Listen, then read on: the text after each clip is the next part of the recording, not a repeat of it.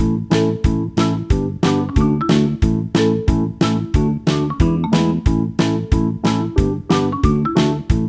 today let's start with chapter number 3, rural life and society. How in the ancient time, how was the rural life and how was our society? Now in this chapter I will tell you about colonial agrarian policy कि जो हमारी agricultural policy थी colonial time में वो क्या थी. Then I will tell you about the permanent settlement, ryotwari settlement, बहालवाड़ी settlement और इन सारे जितने भी सिस्टम थे लैंड रेवेन्यू पॉलिसीज थी इनका क्या इफेक्ट पड़ता है और cultivation of commercial crop and peasants revolt. Now let's start with the chapter colonial agrarian policy. तो colonial agrarian policy जब प्री कॉलोनियल पीरियड का जब टाइम था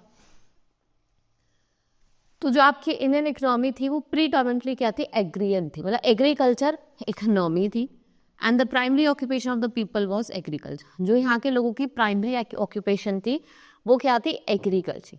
एग्रीकल्चर करना वो क्या थी, यहाँ की प्राइमरी ऑक्यूपेशन थी. The British conquer try to drive maximum economic advantages. और जो ब्रिटिश आपके कॉन्कर्स थे वो सबसे ज़्यादा क्या ले रहे थे, इकोनॉमिक एडवांटेज ले रहे थे. और वो किस पे रिले करते थे, on the land as the principal source of income. वो मानते थे कि जो लैंड है वो स्टेट का एक प्रिंसिपल सोर्स ऑफ इनकम है. ठीक है. So in order to increase their income the British introduced 3 new system of land holding and land revenue that I have told you, permanent system, then Mahalwari and Raiyatwari. First is permanent settlement. So what is permanent settlement? It was introduced by, किसने introduce करा था, Lord Cornwallis. ठीक है, governor general Lord Cornwallis ने for Bengal इनका 1793. और कब करा था, 1793.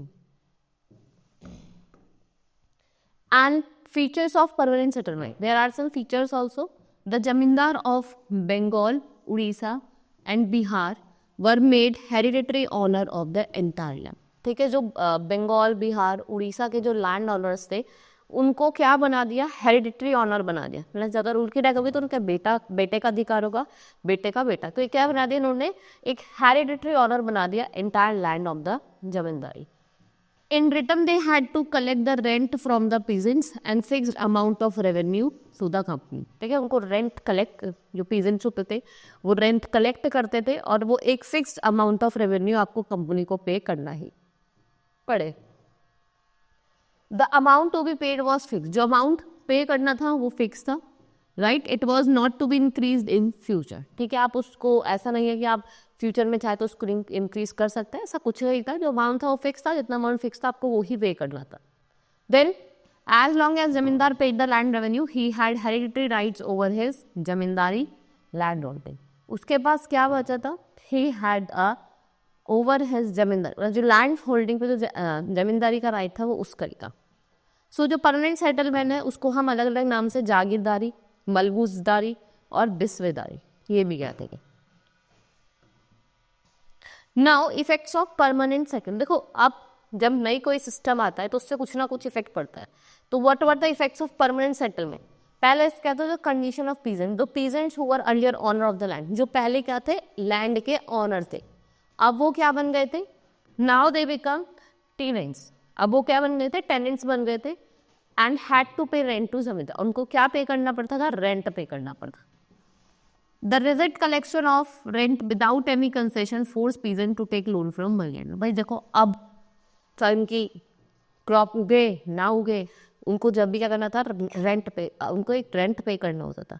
तो उसके लिए उन्होंने क्या करा, what they did, they started taking loan from the money lenders. peasants से क्या करा, लोन लिया, who were sometimes जमींदार themselves. The peasant would be evicted from their land for failing pay or repayment. ठीक है, वो क्या होता था, अगर आप लोन नहीं लेंगे, पैसा उनका चुका नहीं लेंगे तो आपका लैंड ले लेते थे, ये होता था. इससे क्या हुआ, पीजेंट्स लैंडलेस हो गए, इनडेप्टर्स हो गए, कर्जे में आ गए. ठीक है, उनका लैंड भी चला जाता था. फिर दूसरा इफेक्ट पड़ता है हमारी एग्रीकल्चर पे. What happen, neither British not जमींदार, ना तो ब्रिटिश और ना ही जमींदार ने कोई मेजर्स लिया इसको इम्प्रूव करने का, मेथड्स ऑफ कल्टीवेशन को, as they assured a fix amount of revenue और रेंट. क्योंकि वहाँ पे एक फिक्स्ड अमाउंट ऑफ रेवेन्यू या फिर रेंट था, इसलिए जो ब्रिटिश थे, चाहे वो जमींदार हो, किसी ने भी इंटरेस्ट नहीं लिया. क्या इम्प्रूव करने के लिए, एग्रीकल्चर को इम्प्रूव करने के लिए.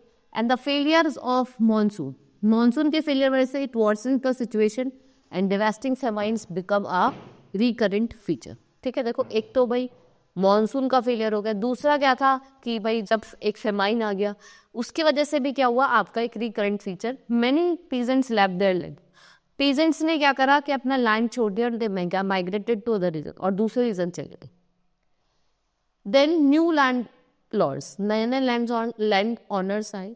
इन pre British time India zamindars had no ownership right over the land. The permanent settlement made them hereditary landowner with the right to sell or lease their land. देखो पहले क्या था, जमींदार्स पे ऑनरशिप राइट नहीं था. After coming of this permanent settlement what happened, now they can easily sell their land. अब वो अपने लैंड को बेच सकते थे, ठीक है, और लीज पे भी दे सकते थे. पहले उनके पास ये राइट नहीं था. To meet the high revenue demands of the British, many zamindars took loan from moneylender and if they failed to repay such loans, their land was taken over by the moneylender. ठीक है, अब क्या हुआ भाई, जब उनको rent पे करना था उसके डिमांड से भाई जब पैसा ही नहीं था तो जाते थे मनी लैंडर से पैसे लेते थे, और जब वो पैसे पे ही नहीं करते थे तो जो जमींदार होते थे, मनी लैंडर्स होते थे, तो वो उनके लैंड को ले लेते थे और वो ही क्या बन जाते थे, नए जमींदार में था. These were the some effects of your permanent settlement system. Next comes your ryotwari system. किसने स्टार्ट करा था ये रैयतवाड़ी? अलेक्जेंडर रीड ने. And when and who continued? Alexander read ने तो उसको स्टार्ट करा था, कंटिन्यू किसने करा था? थॉमस मुनरो ने. ये से पहले कहाँ इम्प्लीमेंट हुआ था? मद्रास प्रेसिडेंसी में. सबसे पहले इम्प्लीमेंट हुआ था मद्रास प्रेसिडेंसी में. As settlement made between government and ryot, मतलब जो पीजेंट्स थे. एक सेटलमेंट हुआ था किसके बीच में? गवर्नमेंट के बीच में और रैयत मतलब पीजेंट्स के बीच में. What happen in this system? In this system जो फार्मर्स थे वो अपने लैंड के ऑनर थे, right.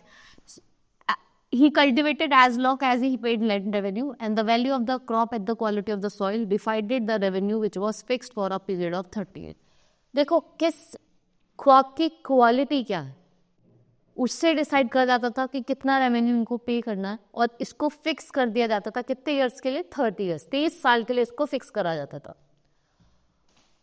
Out of the net value of the crop 50% was taken by the government as revenue. देखो आपने जितनी भी क्रॉप भाई आपकी चाहे 100% हुई हो, मतलब चाहे 70% हुई हो, सो उसमें से जो 50% है वो गवर्नमेंट ले लेती थी as a revenue. Now high revenue and its strict collection was extremely positive for the peasant. देखो एक तो रेवेन्यू बहुत हाई था और कलेक्शन जो था वो बहुत स्ट्रिक्ट था, जिससे क्या हुआ आपका, वो एक्सट्रीमली क्या हुआ, पॉजिटिव हुआ for the peasant. Then we have Mahalwari system. What was Mahalwari system? Company need more and more money to meet its expenses. Therefore, a permanent settlement of land revenue was not a right choice. देखो company को ज़्यादा पैसा चाहिए था, लेकिन अगर हम बात करें परमानेंट सेटलमेंट की, वो एक सही नहीं था. Because in this you have to pay the rent whether you have your crop has been grown or not. The company introduced Malwadi system in 1822, West Uttar Pradesh, Central Province and some parts of Punjab. यह जो settlement है इसने क्या cover करा? 30% area of British India. ये किसको cover करता है? 30% area of British India. British India के 30% एरिया को कवर करता है.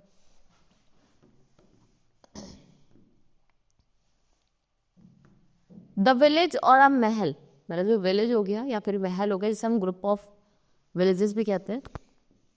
Made the unit for revenue settlement. Holt Mackenzie, a British secretary, realized the importance of village in North India. He was of the opinion that village had actually belonged to the village community.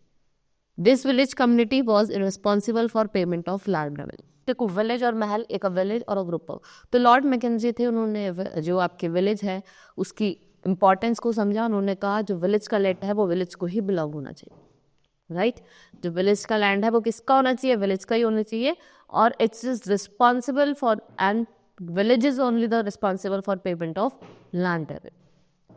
So for a just and proper settlement, the village land was inspected and surveys and record of right of land was prepared.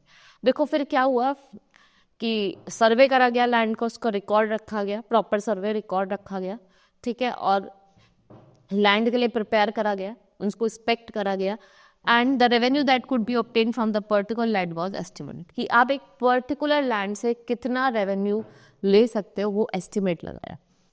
So the estimated revenue of each plot, जो estimated revenue था हर एक plot का within a village was then added to calculate the entire.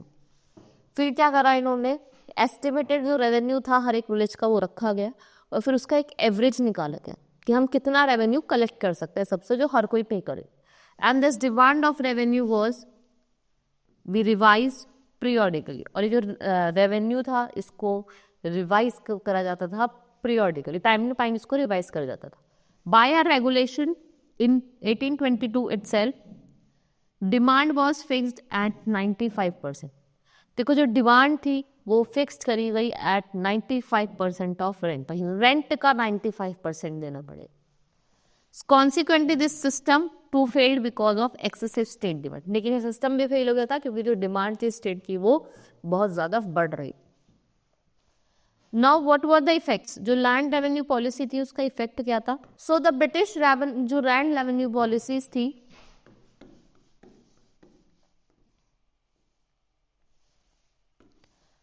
सो जो land थी वो आपकी क्या हो गई, सेलेबल कम्युनिटी, अब कमोडिटी, आप इसको सेल कर सकते हैं. Whenever peasants and landlord fail to pay his dues, he either mortgage this land or sold it, मतलब या तो उसको गिरवी रख देता है या फिर उसको बेच देता है, भाई अगर वो पे नहीं कर पाता है. मैनी लॉर्ड्स थे वो शिफ्ट करा food crop to commercial crop. पहले वो अपने लिए उगाते थे खाते थे, लेकिन अब उन्होंने क्या करा, कमर्शियल क्रॉप उगाना, like cotton, sugar cane, jute, groundnut, oil seed, ऐसे क्रॉप उगाने स्टार्ट कर दिए जिससे वो बेच सके. क्या होता था कि जो कल्टीवेटर्स थे उनकी प्रॉपर्टी को मॉर्टेज कर देते थे. For that peasant indebtedness increases and the system of bonded labour और बेगारी बिकम वाइडली प्रेवलेंट. भाई अब पैसा तो था नहीं, वो कर्जे में आ जाते थे, तो उनसे काम कराया जाता था बिना कुछ पैसे दिए, ठीक है, वो काम करते थे, उनको कोई पैसा भी नहीं मिलता था, जिसे हम क्या कहते हैं, बेगार. Then this method of cultivation remained backward and the British took no initiative either to improve agriculture method or launch irrigation project. ना तो कोई उन्होंने इनिशिएटिव लिए कि वो एग्रीकल्चर मेथड्स को इम्प्रूव करें या फिर कोई इरिगेशन प्रोजेक्ट लॉन्च करें. So cultivation of commercial crop, फिर क्या हुआ, कमर्शियल क्रॉप का कल्टीवेशन स्टार्ट हो जाता.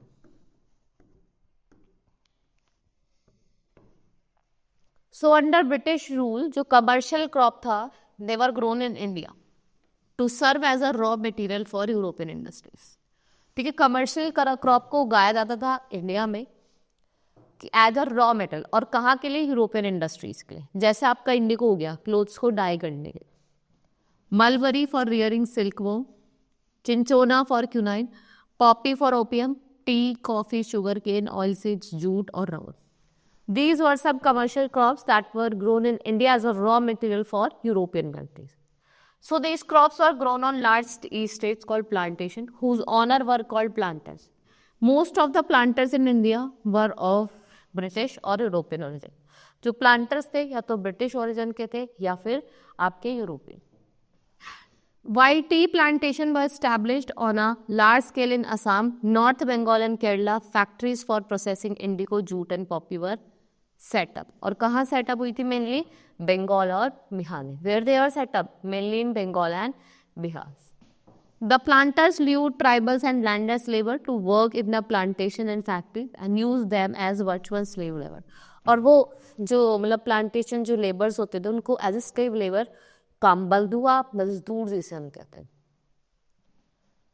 And peasants to grow commercial crop and sell the produce to the factories at very low price. कि आप पेजेंट्स को फोर्स करा जाता था कि आप क्रॉप उगाओ, उगाने के बाद उनको कम प्राइस पे बेचो फैक्ट्री ओनर्स.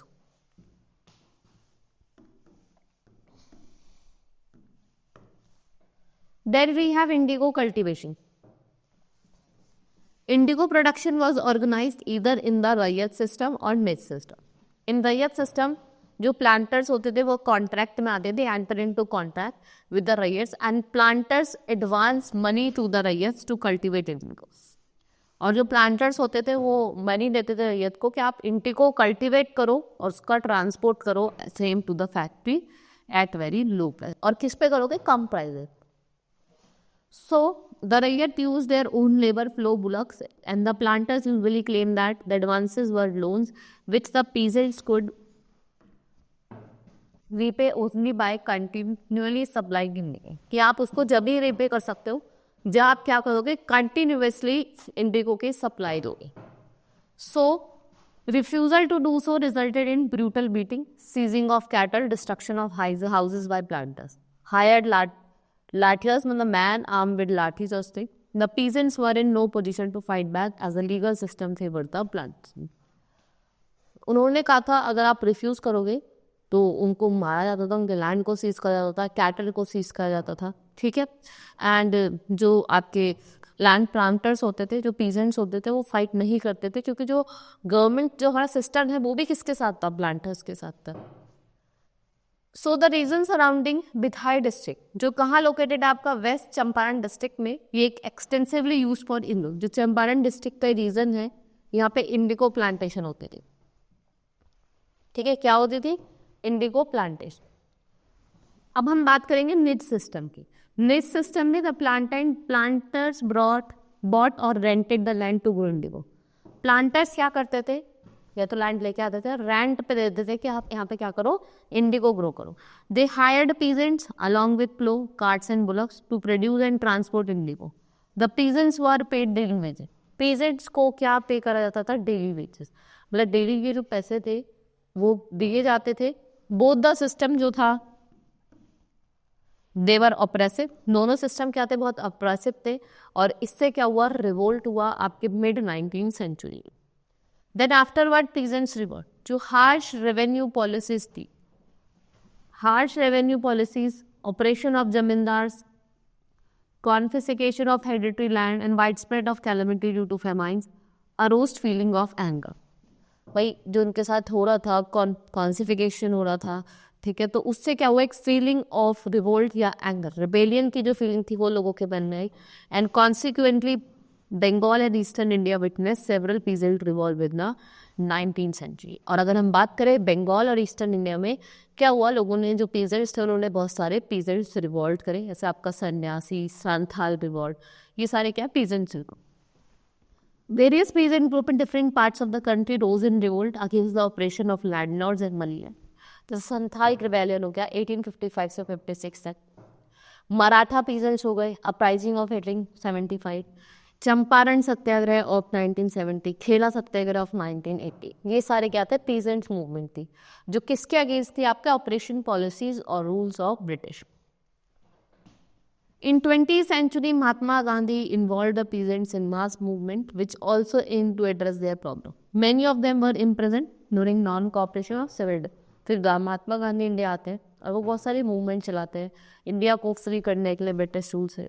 और क्या होता है? बहुत से लोगों को जेल में डाल दिया जाता है at the time of non cooperation और civil disorders. Right, this was all in this chapter. Hope you understood. Now we will meet in the next class. That's all for today. Thank you.